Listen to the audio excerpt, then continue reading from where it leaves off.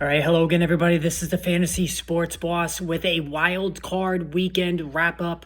And it certainly was a wild weekend for a lot of unexpected reasons, of course, with the Dallas Cowboys.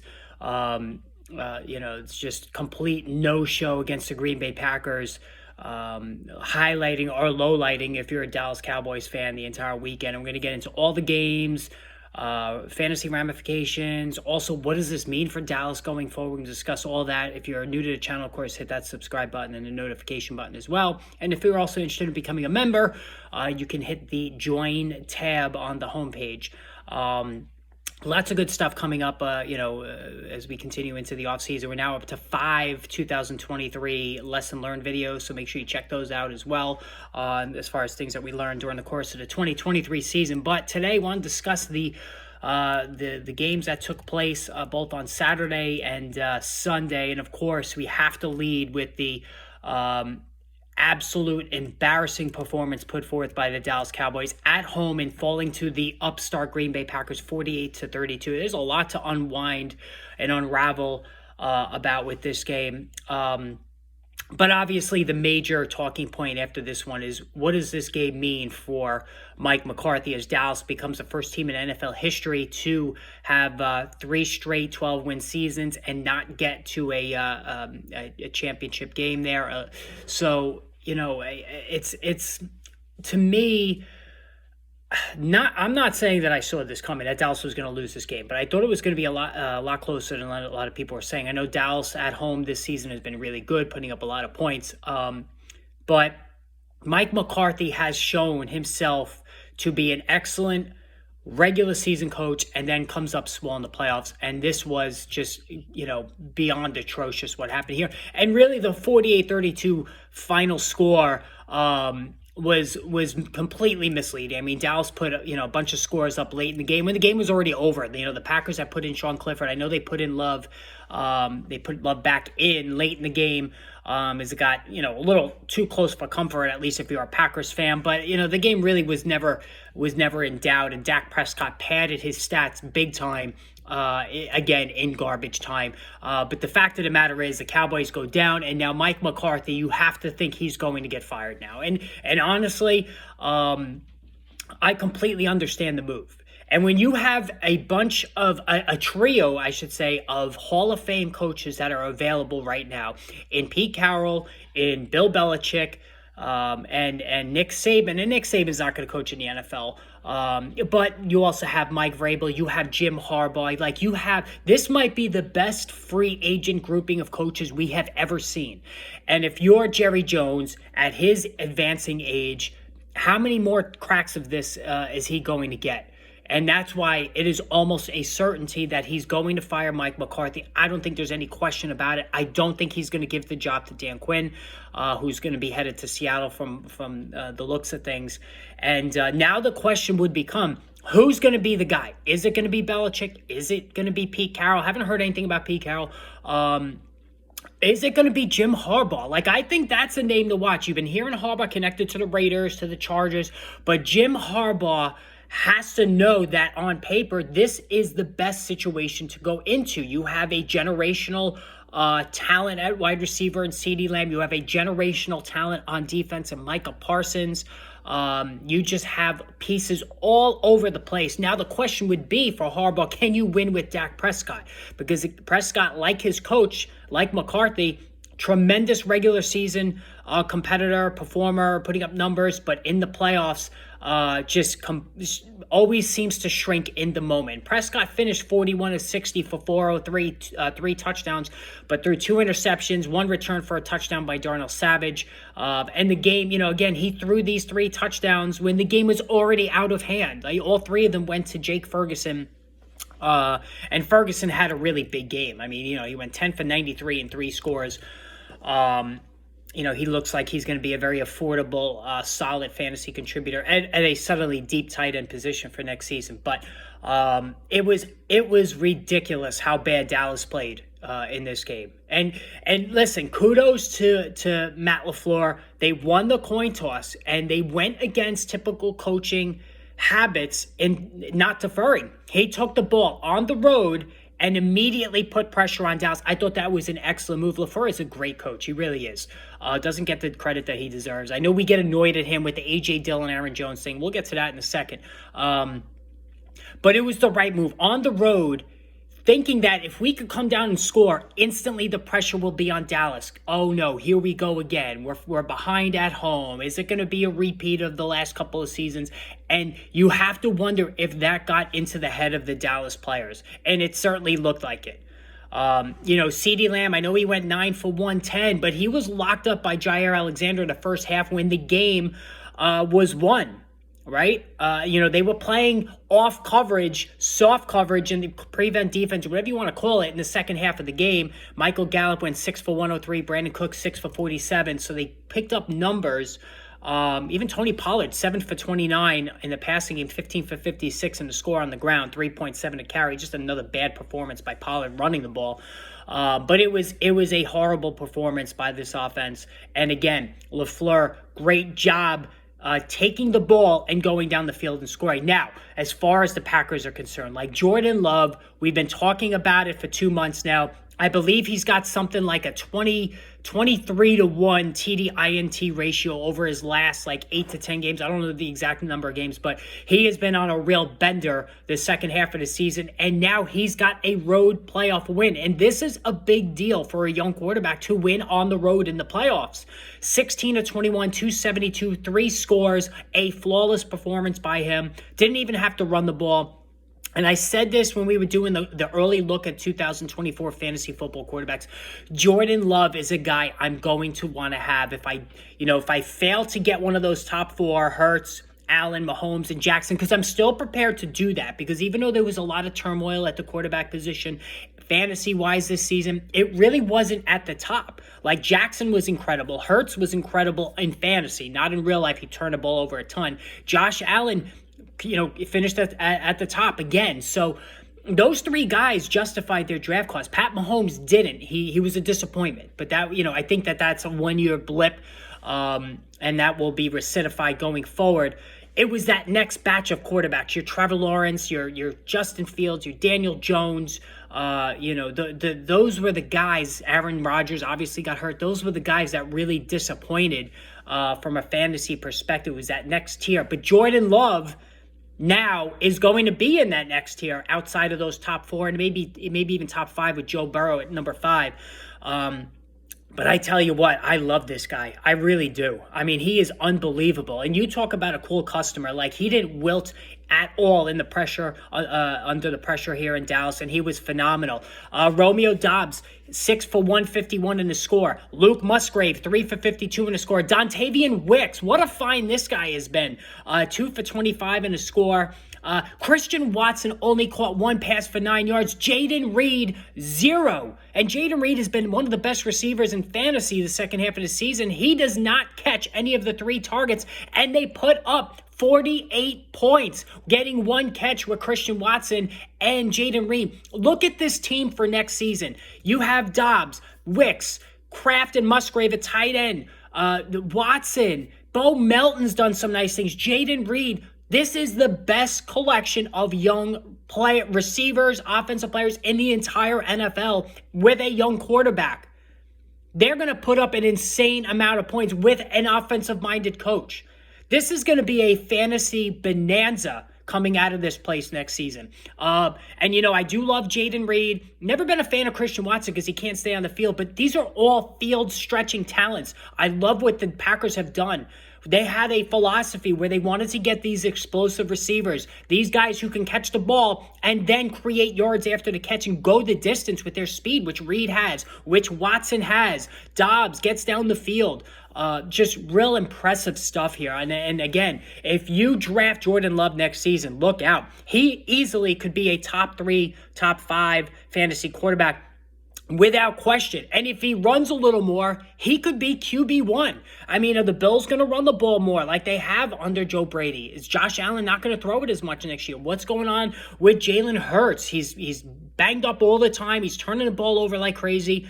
I love Lamar Jackson. That I'm no doubts with him. But Jordan Love could be right there as the best quarterback in fantasy next year. And how about the Packers in general? You go with all of the quarterback turmoil in football in general. You go from Brett Favre, Hall of Famer, to Aaron Rodgers, Hall of Famer, to now Jordan Love. That is your line of succession at quarterback. That's incredible. 20 years of production at the quarterback position. They now look like they have another star, where there are teams like the Jets who draft Sam Darnold, Christian Hackenberg, Mark Sanchez, Zach Wilson, who get it wrong all the time. Or the Giants with Daniel Jones. Like these teams, the Browns, all of the joke draft picks they've had at the position, they constantly get it wrong, and the Packers get it right. Unbelievable performance. And how about Aaron Jones? 21 for 118 and 3 scores on the ground. Now, if you were an Aaron Jones owner in fantasy, like I was in the league that I lost, this had to drive you crazy watching this. Now, I'm not talking about the injuries. He got hurt. He's an aging back at 28. The injuries and coming back from them are going to take longer and longer at his age. But with no A.J. Dillon to steal these goal line rushes and even to take carries, up to 50% of the carries, Jones cooked. When you free Aaron Jones, he averages 5.6 per carry like he did yesterday on the road. He scores 3 touchdowns when he gets 3 goal line carries. He could have done this the entire season. He did this before A.J. Dillon came aboard. When the Packers drafted A.J. Dillon, they thought this guy's big. He has to be a goal line back. We're going to use him as a goal line back.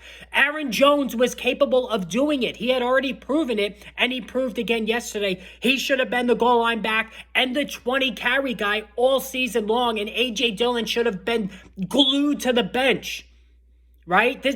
I'm telling you, I was watching that yesterday, and he scores all these touchdowns. I'm like, shit, where was this during the regular season when he was playing? Even down the stretch, the last couple of weeks into when the fantasy playoffs were going on and Jones was getting 20 carries a game, he wasn't getting the goal line work.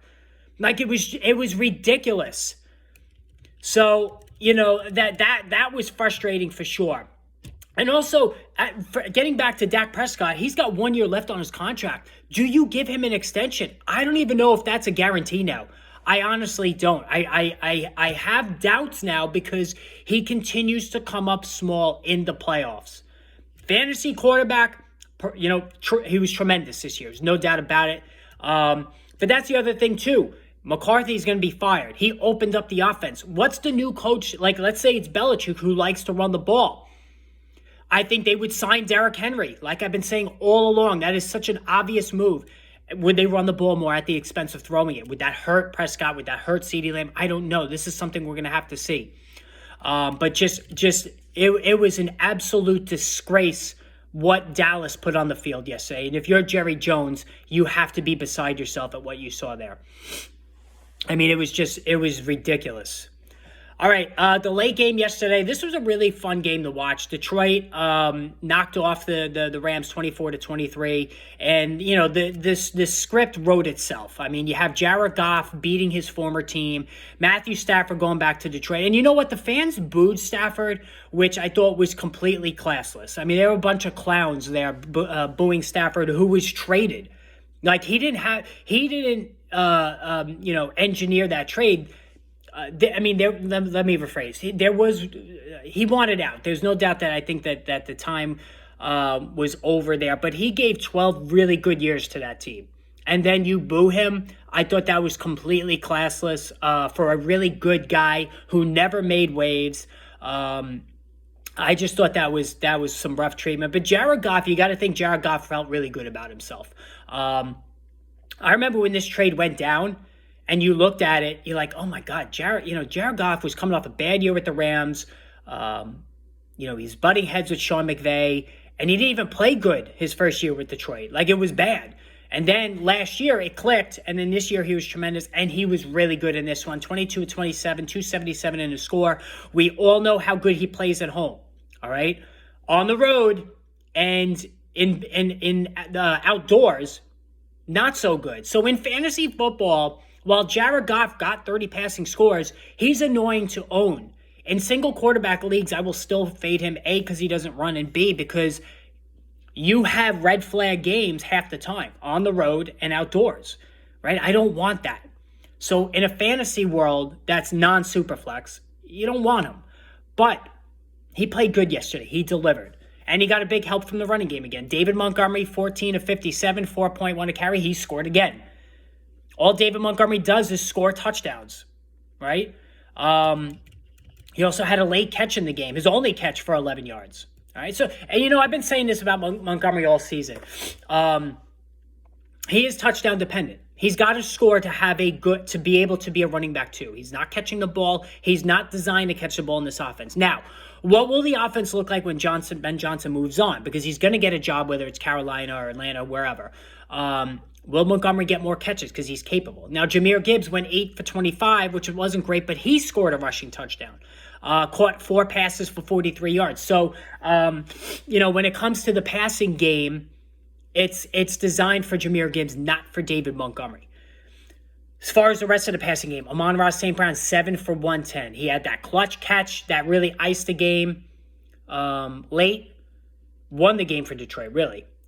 Jamison Williams, 2 catches for 19 yards. I think we're going to see more Jamison Williams next season. They're going to unleash him a little bit more. Josh Reynolds was 5 for 80. But this is still Amon-Ra St. Brown's game. And I will say this. If you guys remember, and he was my ride and die, to borrow Matthew Berry phrase, my Amon-Ra St. Brown. I was with Berry on that. I aggressively drafted Amon-Ra 8th overall in my work league. Now, I didn't win that league, but he was tremendous. He was the only non-quarterback to put up 20-plus fantasy points in PPR all 3 of the playoff weeks. So he came up big. He was big all season. And I said at the beginning of the year, Amon-Ra needs to catch 8 to 10 touchdowns to graduate to high wide receiver 1 range, because I had him as a mid wide receiver 1 because his touchdowns were just modest. And, I compared him to Keenan Allen. Keenan Allen, a guy who's always caught a boatload of passes but didn't score a lot. All right? But Amon-Ra, 10 receiving touchdowns this season. He is now graduated to wide receiver 1. And if you are in that late middle range of round 1, I'm going back in on him. 100%. I won't even wait a second. As far as the Rams, Stafford, 25 of 36, 367, 2 scores. He can hold his head up high. He did his job. Kyren Williams, 13 of 61. It was weird. Ronnie Rivers got some run in the second half. Williams only caught 1 pass for 9 yards. It wasn't a good game for Kyren Williams. And I continue to express my trepidation about Kyren Williams as a first-round pick next year. I'm worried about Kyren Williams. He's a smaller back. Not saying what he did this year was a fluke. He was too good for too long. And the Rams use him as a bell cow. But I think that's good in fantasy. But that's also bad because it's going to cause injuries. A guy who doesn't have that profile, that body to be able to take a pounding all season. He missed time and injury this season. So I do worry about Kyren Williams. And you're buying extremely high on him. This guy was a waiver guy after week 1, and now you're going to pay a first-round pick for him? So I'm not aggressively going after Kyren Williams late first round, even round 2. And then Jahmyr Gibbs, I forgot to mention him as well. He's going to be a late or mid, maybe even a mid first-round pick. But are you using a first-round pick on a guy who's not going to get all the goal line work? David Montgomery proved he could be that guy because he scored touchdowns all season. He was money in the red zone. And that's going to continue, right? If it's working, why fix it? So Jahmyr Gibbs is not going to get 100% of those goal line carries. He might not even get half. And you're going to spend a first-round pick on that. In PPR leagues, yes, he's going to catch a lot of passes, but still, that's a little risky for me as well. I want Breece Hall, who's going to get all those goal line carries, who's going to get all those catches. That's the kind of back you want in round 1. Jonathan Taylor, even though I'm not a big fan of his either, he's going to get the majority of that work as well. All right, Puka Nacua, 9 for 181 and a score. It never let up. It never let up. This is one of the greatest rookie fantasy performers, real life performances I have ever seen from a wide receiver. Late round pick.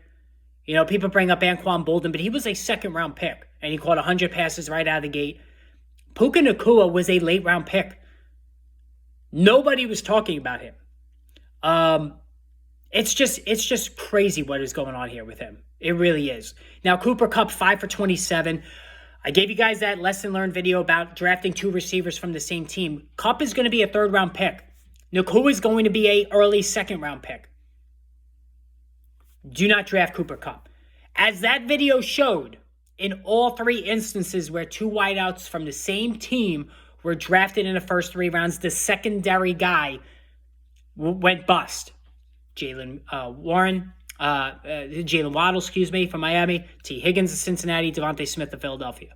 Whereas the wide receiver ones, A.J. Brown, Jamar Chase when he was on the field, and Tyreek Hill did their thing and all greatly exceeded their counterparts, with 2 of the 3, Brown and Hill, turning a profit. All right? Kupp is going to be that secondary guy next season. You cannot draft Cooper Kupp. A, he's aging. B, he's injury prone. C, he's the secondary guy. So Detroit will get another home game. It's nice to see. And this team has a formula now to win.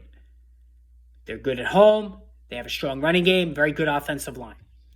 All right, Kansas City, 26-7 over Miami. I mean, listen, this game, minus 3-degree temperatures, it was brutal to watch. I mean, it just looked like it hurt every time these guys banged up against each other.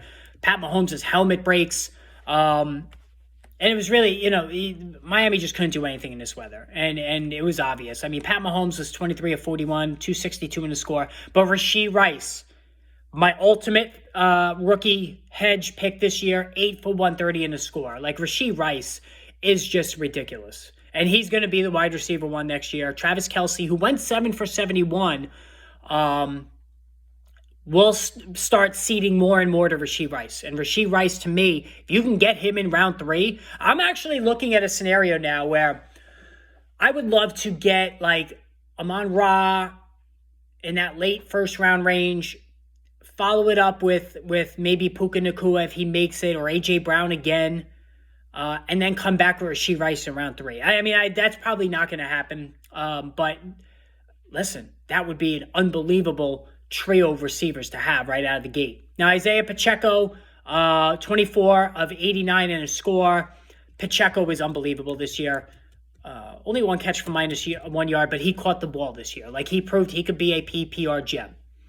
The Dolphins did nothing on the ground. Devin Achane was only 6 for 9. Mostert 8 for 33 on the ground. It'll be interesting to see what this dynamic is going to be next year between Mostert and Achane. Tua Tagovailoa, 20 of 39, 199 to score and an interception. Like, he wasn't really good the second half of the season. He doesn't run. Asking him to stay healthy for a second year in a row next year is going to be asking a lot. I would fade Tagovailoa everywhere. Tyreek Hill, 5 of 62 in a score. Jalen Waddle, 2 for 31. Again, more evidence, 2 receivers from 1 team. And Waddle will be a top, he'll be a 3rd-round pick next year. Don't draft him for all those reasons I talked about in the video. Finally, Houston, 45 over Cleveland, who only put up 14. And the C.J. Stroud show continues. All of the accolades I gave to Jordan Love, same thing with C.J. Stroud, 16 to 21, 274 yards, 3 scores. When you watch C.J. Stroud play, I don't think I have seen a rookie quarterback in all of my years watching football who has this kind of an it factor. What I mean by that is the release is so fast, so smooth, that the ball is such a textbook spiral. He is flawless with the mechanics. And I've said this over and over again. Watch the tape on Stroud. Before receivers even break on their routes, he's got the ball out to the window where it needs to be. That's why Tank Dell and Nico Collins have such big plays. In addition to their speed, it's because Stroud puts that ball perfectly on the numbers, away from the defender, where the receiver does not break stride and he can continue down the field.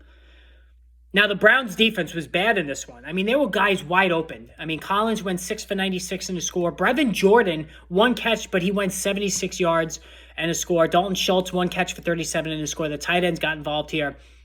Devin Singletary was solid on the ground, 13 for 66 in a score. He's opened some eyes. 3 catches for 4 yards. Singletary's had a nice season. The defense played well. This team is going to be a force to be reckoned with going forward. in that AFC South. And this is a great situation for football fans to be able to see CJ Stroud on national television going forward, because he is that good. And again, you have to be sick to your stomach if you're a Carolina Panthers fan, if you're David Tepper, watching what CJ Stroud is doing. You couldn't blame Tepper if he wanted to go in and fire everybody from his front office, seeing what CJ Stroud is doing. It has to keep him up at night. Joe Flacco, 34 of 46, 307 to score, 2 interceptions. Deshaun Watson's going to be back next year, whether that's good or bad. David Njoku, 7 for 93. You know, Njoku really has proven himself to be a tremendous talent at tight end, a fantasy-friendly one, but with Joe Flacco, not so much with Deshaun Watson. So, again, that contract, the trade, the contract, everything that the Browns did with Deshaun Watson is looking worse every single day that goes by. And now they will have to watch Baker Mayfield at home in a playoff game against the Philadelphia Eagles tonight, a game that he could win. That's what the Browns are faced with this week. Unbelievable. They have just bungled this quarterback position over and over again. They're out of the playoffs. Now, Kevin Stefanski's done a really good job with this team. I'm not taking anything away from him, but it was a really rough, abrupt ending considering all the good vibes that Flacco had put forth recently. So anyway, that's my take on the games. And as far as tonight, like I said, I think this is a very competitive game. It could go either way. Coin flip for me. The Eagles haven't stopped anybody. The Bucs have some big-time weapons, but Baker Mayfield is hurting, so I don't know how this is going to go. Wouldn't be surprised by either result. But, again, if the Eagles lose, do they fire Nick Sirianni? Does Bill Belichick, Jim Harbaugh, Pete Carroll have a pick of the litter now with 2 of the biggest openings in football? And 3, when you have the Chargers, Justin Herbert, Dak Prescott, Jalen Hurts, these are ready-made winning situations with winning quarterbacks that you could just jump right into. There's no question about it. That's the situation there. So anyway, guys, I'm going to wrap this up. Thank you for tuning in. There'll be another video later on, fantasy football video. So make sure you tune in for that. Hit that subscribe button. Also become a member if you're so inclined. And we will chat soon. Have a great day.